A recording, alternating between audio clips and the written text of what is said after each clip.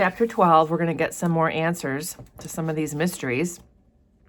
We left off with Dimmesdale having some inspiration of how he could ease his troubled mind. And so he got himself dressed at the end of this previous chapter and left his home.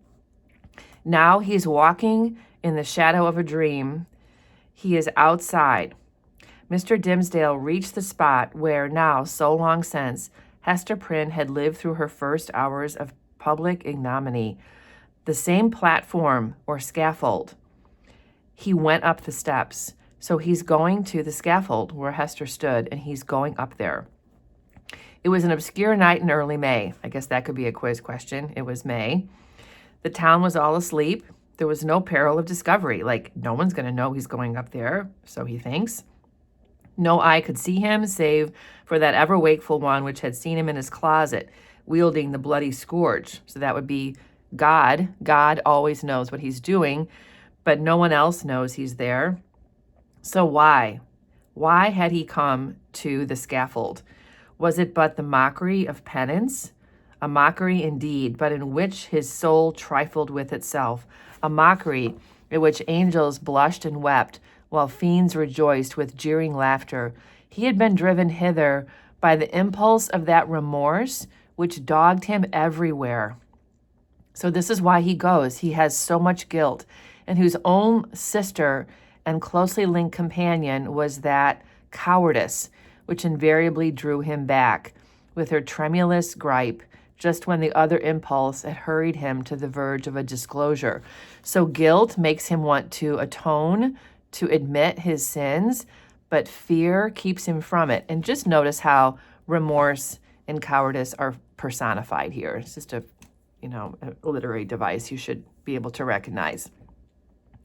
So while standing on the scaffold, in this vain show of expatiation, Mr. Dimmesdale was overcome with a great horror of mind, as if the universe were gazing at a scarlet token on his naked breast, right over his heart. On that spot, in very truth, there was, and there had been long, the gnawing and poisonous tooth of bodily pain.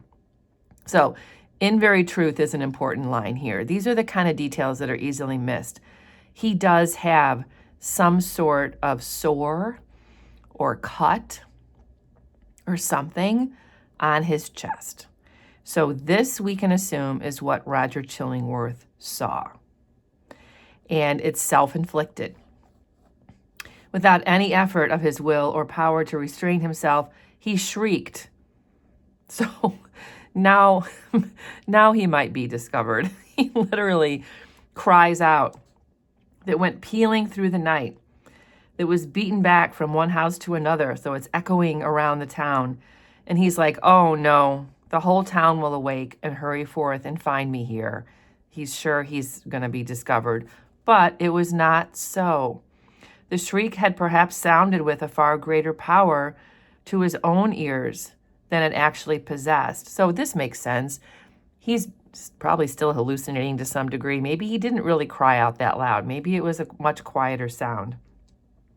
The clergyman, therefore, hearing no symptoms of disturbance, uncovered his eyes and looked around.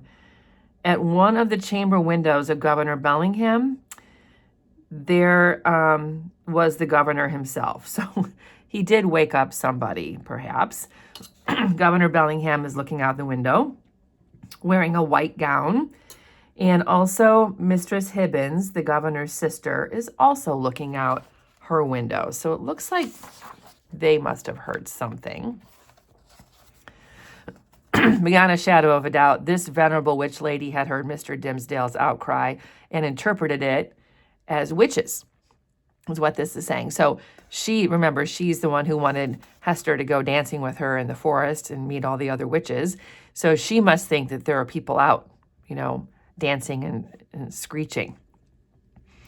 So Mistress Hibbins notices apparently that the governor's lamp is also on, so she quickly extinguishes her own and vanishes. And the minister grows calm. He's like, well, they're not coming out. They're turning off their lights. His eyes, however, were soon greeted by a glimmering light, which at first a long way off was approaching up the street. Okay, so this is strange. Somebody's out. The Reverend Dimmesdale noted all these minute particulars, even while firmly convinced that the doom of his existence was stealing onward. Like, he's like, oh gosh, I'm going to be discovered. As the light gets nearer, Dimmesdale recognizes that it's Reverend Mr. Wilson. And he had been praying at the bedside of some dying man. The good old minister came freshly from the death chamber of Governor Winthrop, who had passed from earth to heaven within that very hour. So while Dimmesdale was out there on that scaffolding, the old Governor Winthrop had died, and Reverend Mr. Wilson had been at his bedside. So he's going home. It says here that as Mr. Wilson comes closer, Father Wilson was moving homeward, aiding his footsteps with a lighted lantern. The glimmer of his luminary suggested the above conceits to Mr. Dimmesdale, who smiled, almost laughed, and then wondered if he was going mad. He can't believe that he's standing up there and that Reverend Wilson didn't see him. As the Reverend Mr. Wilson passed beside the scaffold, closely muffling his Geneva cloak about him with one arm and holding the lantern before his breast with the other, the minister could hardly restrain himself from speaking. "A good evening to you, Venerable Father Wilson. Come up hither, I pray you, and pass a pleasant hour with me." Good heavens! Had Mr. Dimmesdale actually spoken? Okay, so this is a great question. I think we can assume he hasn't. So again, his mind is playing tricks on him. But they were uttered only within his imagination. So no, he did not actually speak. Let's make sure that's clear. That could be a question for a quiz. Father Wilson continued to step slowly onward, looking carefully at the muddy pathway before his feet and never once looking up at the platform. So when the light of the faintness which had came over him, that the last few moments had been a crisis of terrible anxiety. So Dimmesdale realizes, oh my gosh, like I am so anxious and so wound up. You know, I'm imagining that I'm saying things. And he realizes that he's just very, very stressed and he had not actually spoken. Shortly afterwards, the light grisly sense of the humorous again stole in among the solemn phantoms of his thought. He felt his limbs growing stiff with the unaccustomed chilliness and doubted whether he could get down from the scaffold. He's like, oh my gosh, I'm getting so cold. Maybe I can't get down. He imagines morning coming and he's standing up there frozen, is what he imagines here. And this is a whole long thing of how it might be if people came and discovered him at the scaffold. He imagines all the people, in a word, would come stumbling over their thresholds and turning up their amazed and horror-stricken visages around the scaffold. Whom would they discern there with the red eastern light upon his brow? Whom but Reverend Arthur Dimmesdale, half frozen to death, overwhelmed with shame, and standing where Hester Prynne had stood. We're getting some very heavy-handed hints here. Carried away by the grotesque horror, he suddenly starts to laugh a little bit. He's like, oh my gosh. It was immediately responded to, so someone does hear him laugh, with a childish laugh, in which, with a thrill of the heart, he knew to be the laugh of Pearl. And so this is the middle of the night. What's Pearl doing outside? Pearl, little Pearl, he cried. Hester Prynne, are you there? So now this is real. This is not imagined. Yes, it is Hester Prynne, she replied. It is I and my little Pearl. And he says, well, why are you out? What sent you hither? And Hester says, I have been watching at a deathbed. So she's also been at the old governor's home, sitting by the deathbed with Pearl, which is a little disturbing, at Governor Winthrop's deathbed, and have taken his measure for a robe. So she was there because she was going to need to measure him for whatever he's going to be buried in. And he says to her, come up hither, Hester, thou and little Pearl. Ye have both been here before, but I was not with you. Come up hither once again, and we will stand all three together. So, in case you haven't figured it out by now, Dimmesdale is the father of Pearl. Hester and Dimmesdale had a love affair. We've had several hints about this. I think the most obvious first hint was when Pearl and Hester had gone to Governor Billingham's home to make sure that Pearl would not be taken from her, and little Pearl goes up to Dimmesdale and takes his hand and rests her cheek upon it, and then he kisses her forehead. Now, Pearl doesn't know who her father is, but just that, warmth that was shown to him is a hint to us.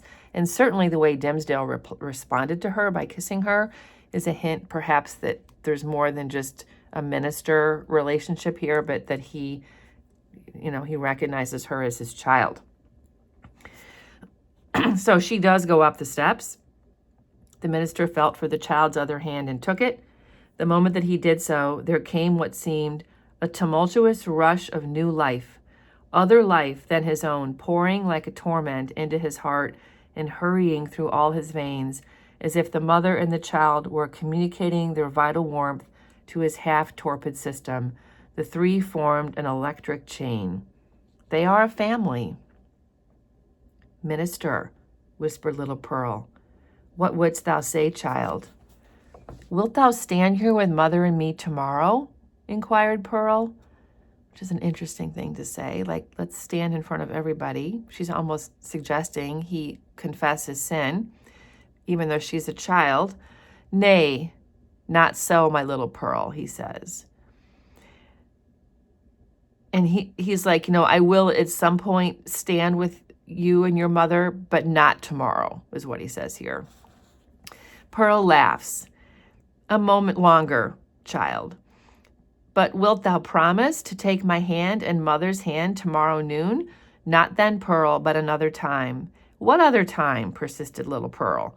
At the great judgment day.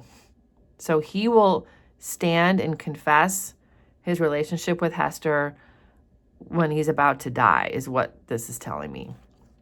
Then and there, before the judgment seat, thy mother and thou and I must stand together, but the daylight of this world shall not see our meeting, so no one in town is going to know. Pearl laughed again, which is so typical of her. But before Mr. Dimmesdale had done speaking, a light gleamed far and wide over all the muffled sky. It was doubtless caused by one of those meteors. Okay, so here we have, some fantastic element of nature, and I'm sure all of you at some point have heard that, seeing a meteor is good luck, or it can be considered an omen. So definitely during this time period, this would have been seen as some sort of sign, some sort of warning. And it goes on to describe how powerful was the radiance and how the whole light lit up the sky. And there stood the minister with his hand over his heart, and Hester Prynne with the embroidered letter glimmering on her bosom, and little Pearl herself a symbol, and the connecting link between those two. So she is a symbol, but she's also literally the product of the two of them. They stood in the noon of that strange and solemn splendor, the meteor, as if it were the light that is to reveal all secrets, and the daybreak that shall unite all who belong to one another. So this is sort of an optimistic, blessing sort of message here. But there was witchcraft in little Pearl's eyes, and her face, as she glanced upward, wore that naughty smile which made its expression frequently so elvish. She withdrew her hand from Mr. Dimmesdale's and pointed across the street. But he clasped both his hands over his breast and cast his eyes toward the zenith. So he's holding his chest, looking at the meteor. Nothing was more common in those days than to interpret all meteoric appearances and other natural phenomena that occurred with less regularity than the rise of the sun and the moon as so many revelations from a supernatural source. So that's what I just was saying. This is a sign from the heavens. A blazing spear, a sword of flame, a bow, or a sheaf of arrows. All these things marked an event for good or evil. That's what the New England people believed, that these things were signs. The belief was a favorite one with our forefathers, as betokening that their infant commonwealth was under a celestial guardianship of peculiar intimacy and strictness.